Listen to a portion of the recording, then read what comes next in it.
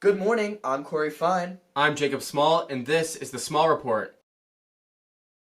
Our top story this week involves all of Congress, the U.S. President, Vice President, foreign conflict, and cyber war. Let's get into it. Our first story involves the State of the Union. For those who don't know, the State of the Union is a yearly speech given by the President to the members of Congress on the happenings, current and future goals of the administration and the country. While historically this event has not been all that exciting, the past couple of years have represented a change in that trend. Both parties have used this event as a platform to share their opinions on the president.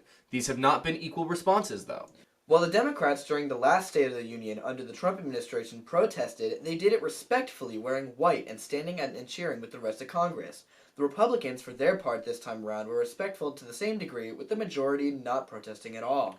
This was not the case for all Republican members, though, as two of the most extreme and newest representatives to the U.S. Congress exemplified poor conduct to a degree not seen at the State of the Union in its history. These representatives have made the news lots in their short time in office, including one representative, Marjorie Taylor Greene, being removed from all of her committee assignments due to the controversial and false statements made online. The other is Lauren Boebert, the main issue of the night. Boebert, who has become famous for flip-flopping on January 6th, began shouting in the middle of Joe Biden's speech after chanting, "Build that wall," with Marjorie Taylor Greene earlier on in the night.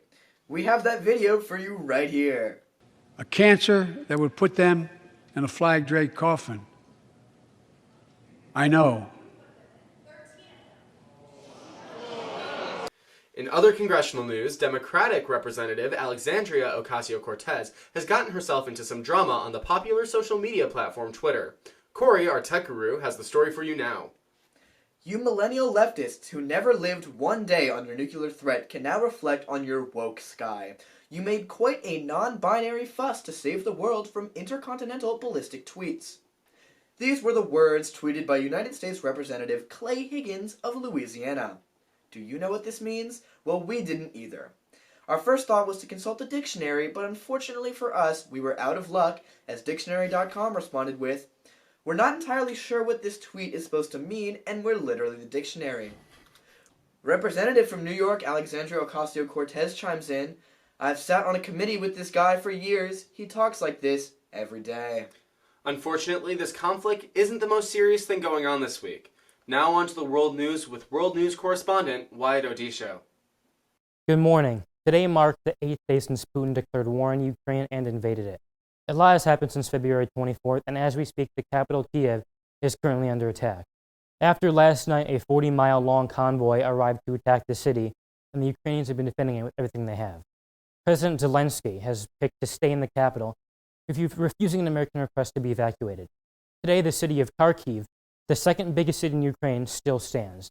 Day after day, it's been under attack by heavy artillery fire and shelling, but they're able to hold off with fierce combat in the street.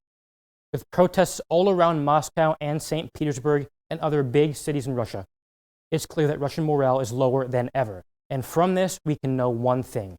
Only one person wants this war, and that person is Putin. It's estimated that over 6,500 people have been arrested for these protests. 3 days ago, Putin declared that his nuclear force will be placed in high alert and high combat readiness. And this has brought people in the world to worry about the threat of nuclear war. But you have to ask, would anyone let him hit that red button? For once in a long time, the world has come together and united. Hopefully we can make it through these tough times without the war being any further escalated.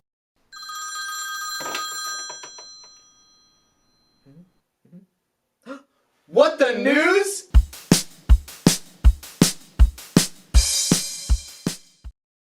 Welcome back to What the News. How's that banana taste? Our top story today is artificial intelligence. You've all heard of Talking Tom, right?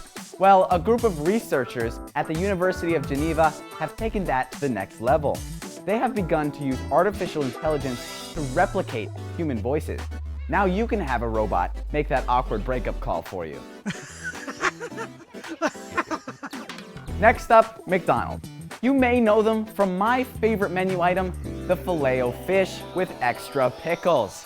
Have you ever asked for ice cream and actually gotten it? No? Well, a company, Kitsch, tried to fix that.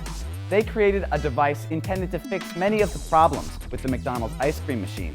Unfortunately for them, and for you too, corporate has decided to stop this operation, citing a chance of serious human injury. Personally, I think they're trying to cover up a serious Grimace involvement. Back to you.